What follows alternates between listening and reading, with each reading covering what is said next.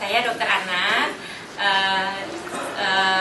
khususnya spesialisasi nutrisi dan penyakit metabolik. Mungkin penyakit metaboliknya tidak usah dipikirkan dulu, nutrisi artinya bahwa saya mendalami masalah nutrisi di bidang anak. Nah, tadi kan kita sudah lihat ya, sebenarnya masalah bayi prematur itu macam-macam. Paling sering paru-paru. Misalnya contohnya kenapa? Karena paru-paru umumnya pada saat trimester pertama, maksudnya 3 bulan pertama, 3 bulan kedua itu tidak terlalu banyak dibutuhkan oleh bayi. Jadi begitu dia kita cut 28 minggu lahir, 30 minggu lahir, artinya periode dia berkembang, periode paru-parunya berkembang itu hilang. Akhirnya terpaksa begitu lahir sesak, masuk ventilator sampai berbulan-bulan. Nah, itu pula masalah-masalah lainnya karena dia lahirnya prematur, perkembangan semuanya dari otak, mata, tulang, ya pertumbuhan, saluran cerna itu juga terpotong mungkin terhenti di usia 28 minggu, terhenti di usia 30 minggu, sehingga kita harus berupaya bagaimana kita mengusahakan perkembangan organ-organ ini di luar rahim yang tentu saja mungkin kondisinya tidak bisa seoptimal kalau masih di dalam rahim ya. Nah, jadi karena tugas saya di sini adalah untuk nutrisinya. Untuk nutrisi sendiri kita punya banyak masalah risiko pada bayi prematur. Satu, dia saluran cernanya belum berkembang, jadi masih imatur, enzim-enzimnya semua. Kemudian dia tadi kita lihat ada yang dipasang selang. Kenapa? Karena kemampuan dia buat mengisap, koordinasi mengisap, menelan itu belum bisa berkembang dengan sempurna. Selain itu banyak lagi masalah lainnya seperti dia infeksi, nanti dia muntah, kemudian dia gerakan ususnya belum baik. Jadi semua itu masalahnya kompleks. Kemudian apa aja masalah nutrisinya? Jadi yang kurang itu apa aja? Terus selama di rumah sakit nanti nutrisinya, gizinya mau dikasih seperti apa? Setelah pulang pakai apa? Pakai ASI, apa pakai susu? Nah, ini tadi mungkin nggak banyak-banyak slide-nya ya. Ini kamus-kamus tadi ada yang istilahnya bayi prematur, istilah berat lahir rendah. Kemudian di bawah 1.500 sebenarnya ada pengelompokannya lagi. Berat lahir sangat rendah. Nanti di bawah 1.000 berat lahir amat sangat rendah. Ya, ada lagi. Dan tentunya semakin rendah ya semakin berisiko ya. Yang berat lahir amat sangat rendah ini yang sangat perlu pemantauan khusus. Kalau berat lahir sangat rendah mungkin lebih baiklah harapan ke depannya. Kalau yang misalnya prematur nggak terlalu jelek-jelek banget ya, cuma 34 minggu itu ya, tentunya lebih baik lagi. Oke, nah terus, nah ini tadi yang saya bilang ya, jadi semuanya mengalami masalah.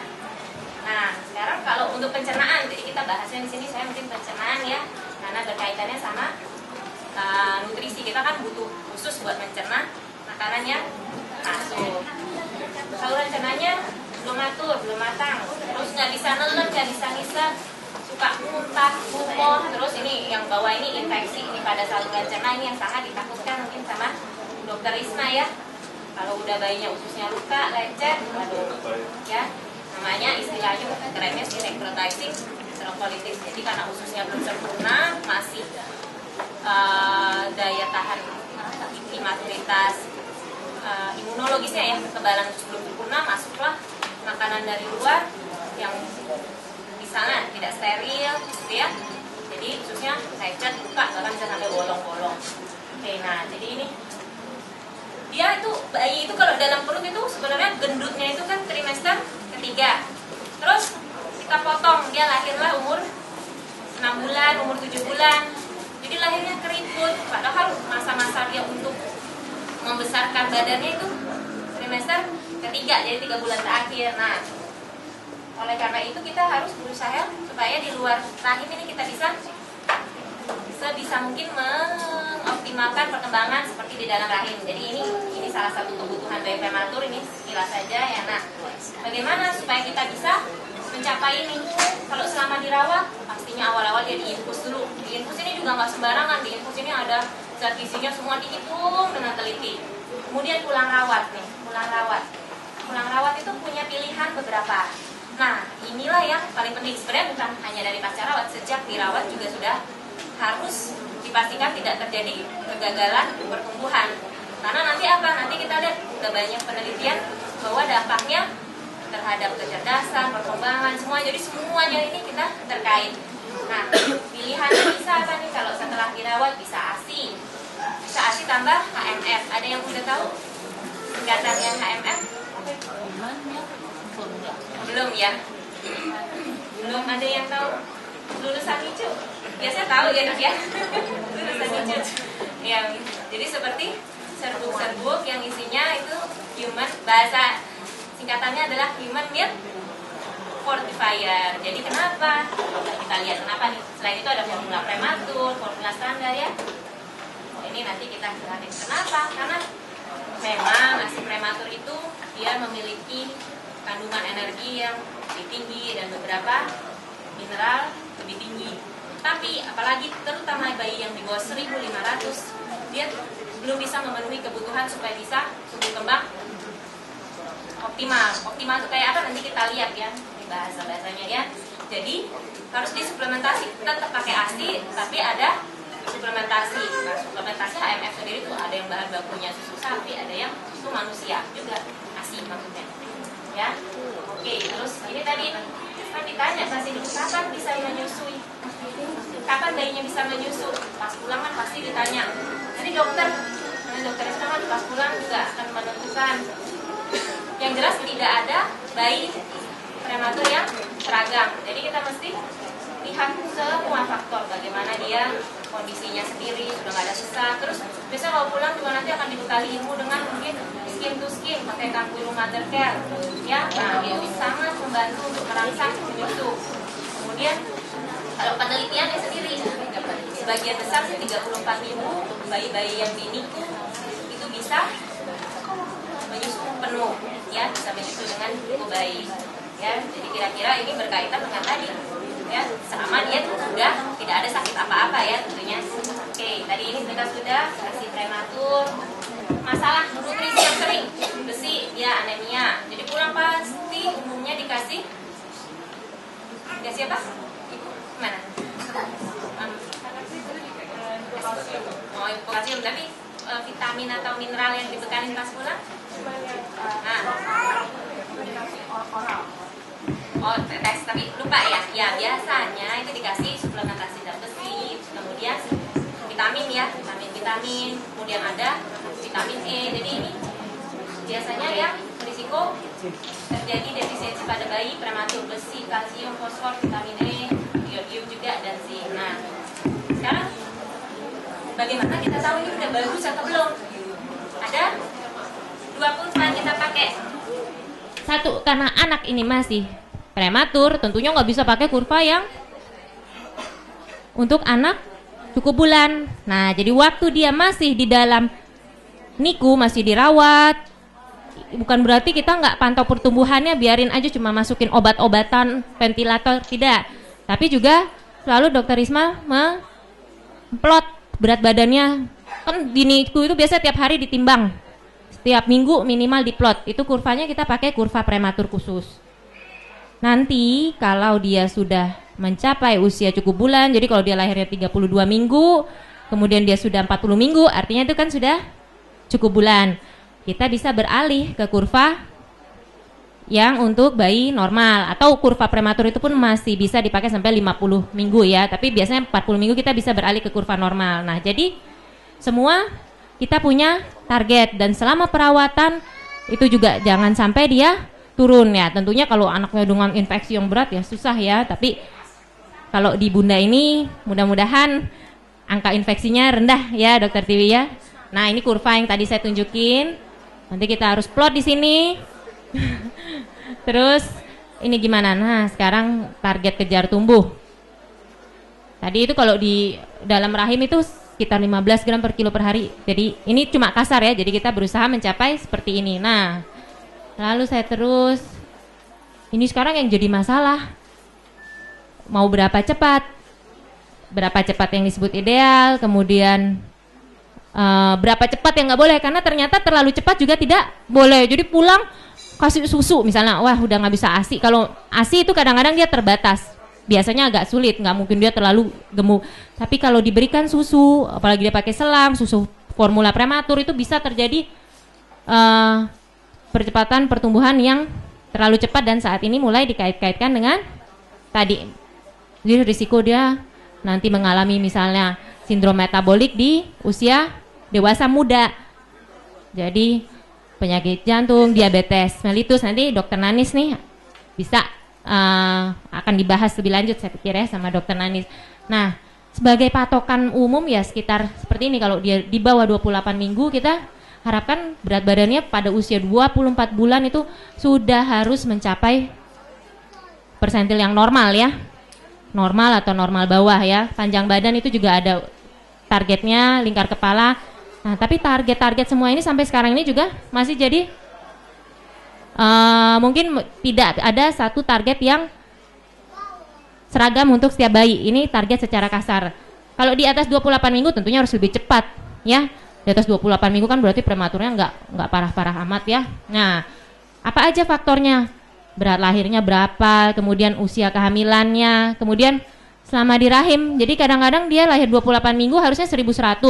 Tapi dia 28 minggu karena ibunya hipertensi, darah tinggi, itu biasanya berat lahirnya kurang, jadi cuma 900. Nah, itu tentunya lebih jelek daripada yang lahir 28 minggu tapi beratnya 1100. Terus penyakit-penyakit, terus nutrisi dan perawakan orang tua. Jadi perawakan orang tua tadi faktor genetik ya, itu juga tentunya mempengaruhi. Nah, ini sih banyak studinya tapi saya ambil sedikit saja. Jadi apa nih? Kecepatan tumbuh selama perawatan yang pertama mempengaruhi kejadian palsi serebral. Palsi serebral itu cacat otak ya, bisa dibilang nanti pasti pasiennya harus sama dokter lu bertahun-tahun ya dok ya. Sampai mungkin ya ini karena sudah irreversible. Kemudian gangguan perkembangan yang lebih ringan. Nah, jadi jangan sampai selama perawatan kecepatan tumbuhnya jelek ya. Nanti lama sekali bisa kita terapinya untuk gangguan perkembangan. Kemudian ternyata pada usia 8 tahun itu masih ada efeknya kalau kita gagal mengejar pertumbuhannya pada saat rawat atau pada bulan-bulan pertama, tahun pertama. Nah, kemudian penelitian yang satu lagi itu kalau dia 8 bulan belum tercapai pertumbuhannya normal, ternyata dia belly nanti tanya sama dokter ini, belly-nya rendah, lingkar kepala rendah. Belly itu alat yang kita gunakan untuk screening. Jadi mungkin ada yang beberapa berhipotesis usia 6 bulan, 8 bulan itu harus bisa sudah kejar tumbuh. Enggak tadi kan kayaknya lama sekali ya, dikasih waktu sampai 2 tahun. Kalau 2 tahun sih udah pasti dapat ya, udah pasti tercapai, tapi mungkin hasilnya nggak sebagus kalau dia kejar tumbuhnya sudah dicapai usia 6 bulan, 8 bulan. Oke. Nah, sekarang kapan mau diberi makan? Ini kan terkait lagi dengan kemampuan dia untuk duduk kayak tadi ya. Kalau kepalanya masih oglek-oglek gitu, tidak boleh, pasti belum bisa diberi makan.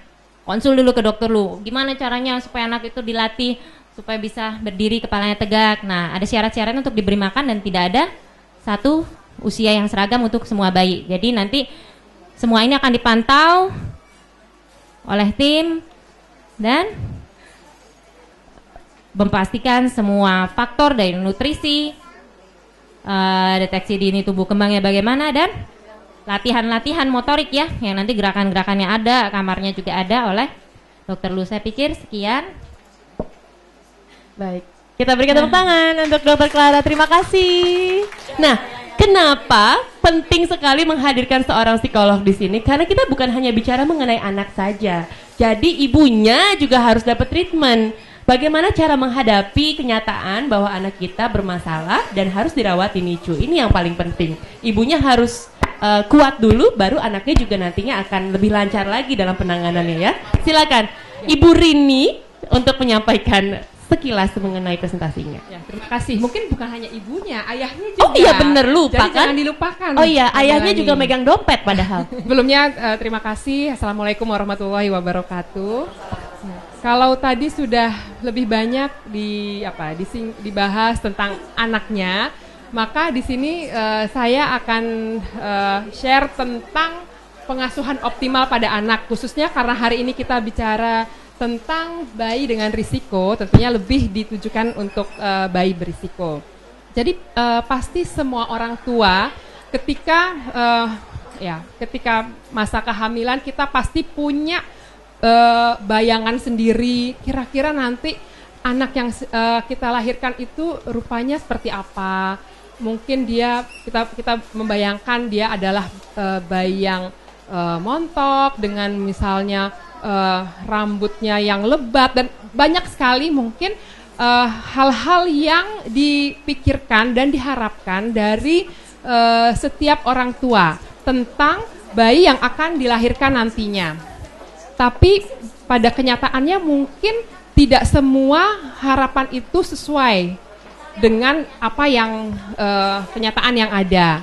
Seperti kita ketahui bahwa ada bayi-bayi yang lahir ternyata bayi kita adalah bayi prematur atau berat badan lahirnya kurang. Itu juga terjadi pada saya sebetulnya. Jadi anak pertama saya juga adalah bayi prematur yang lahir dalam 34 minggu dengan berat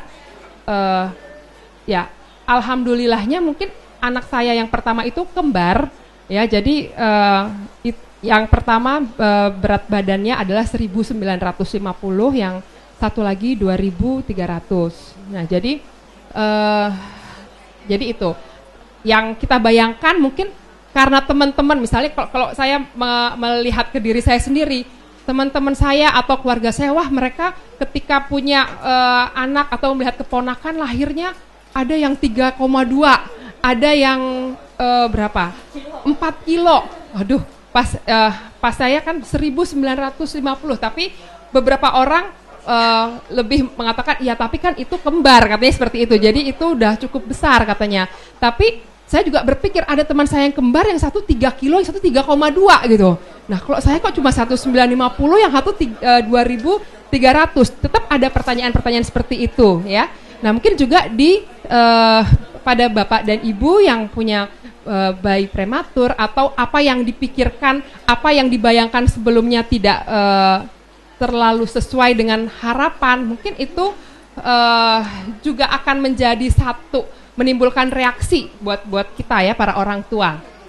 Nah reaksinya itu beragam sebetulnya, mulai dari perasaan shock misalnya, kok 1950 ya misalnya yang saya ya, mungkin saya bisa memahami, apalagi kalau misalnya ibu dan bapak yang bayinya lahir dengan berat yang mungkin lebih rendah lagi.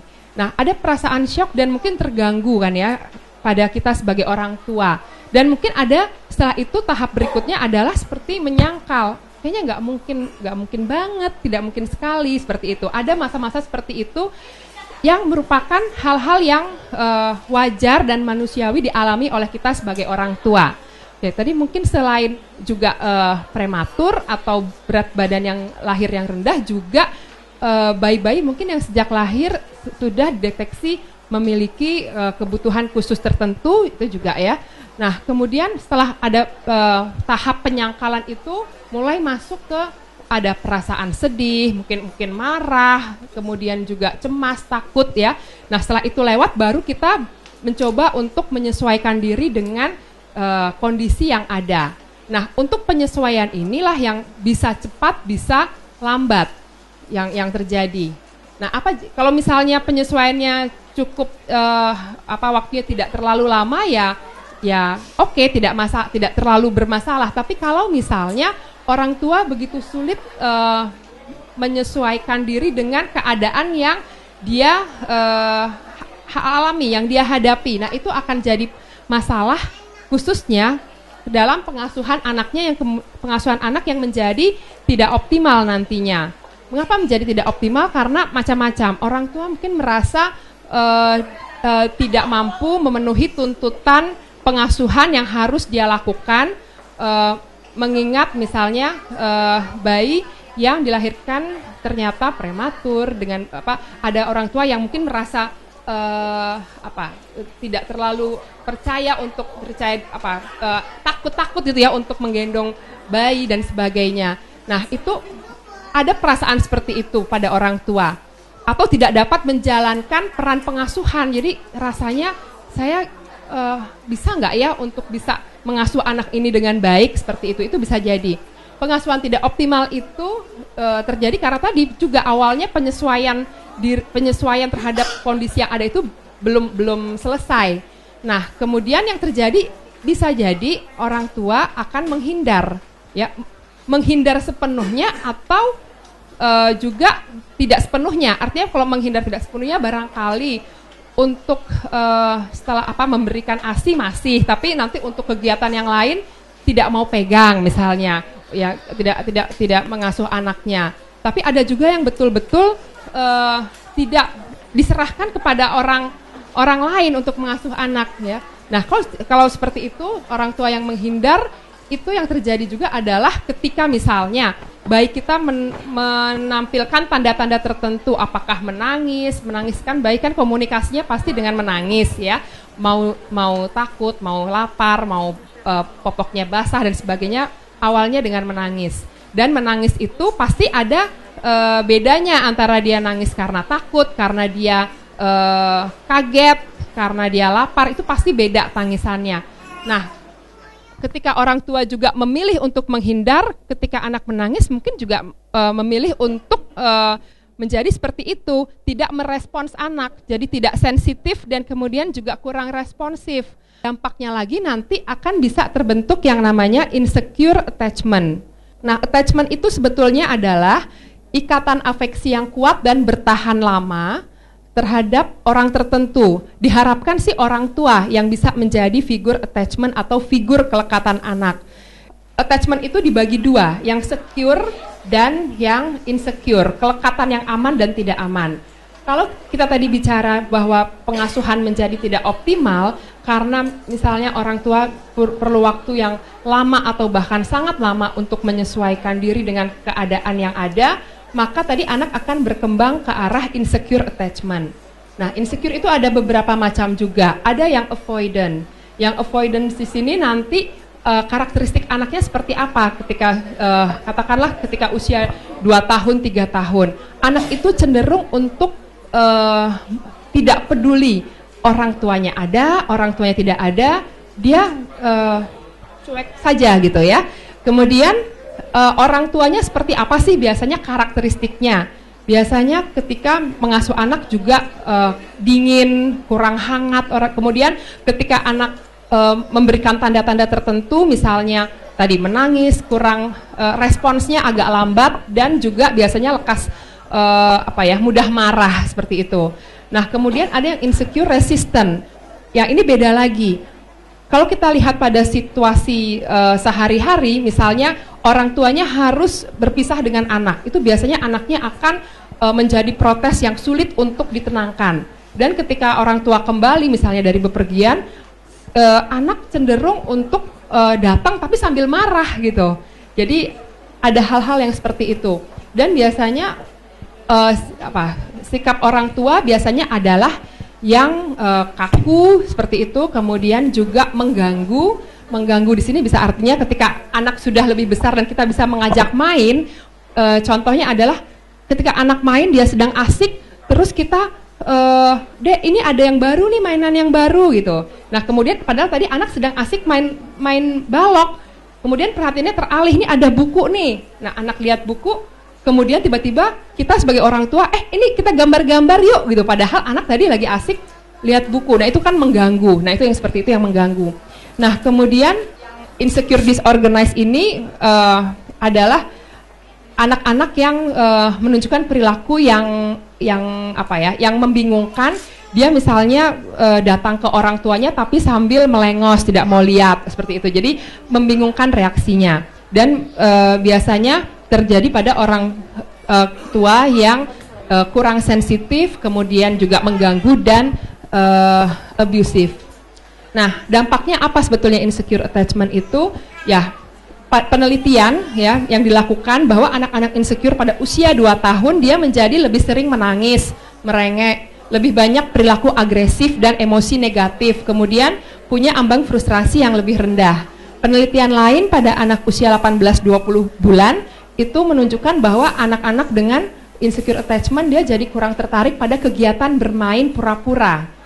Nah kemudian sekarang kita kan inginnya perkembangannya optimal. Jadi bagaimana agar pengasuhan itu optimal? Dari orang tua tentu yang pertama kali tadi masalahnya penyesuaian.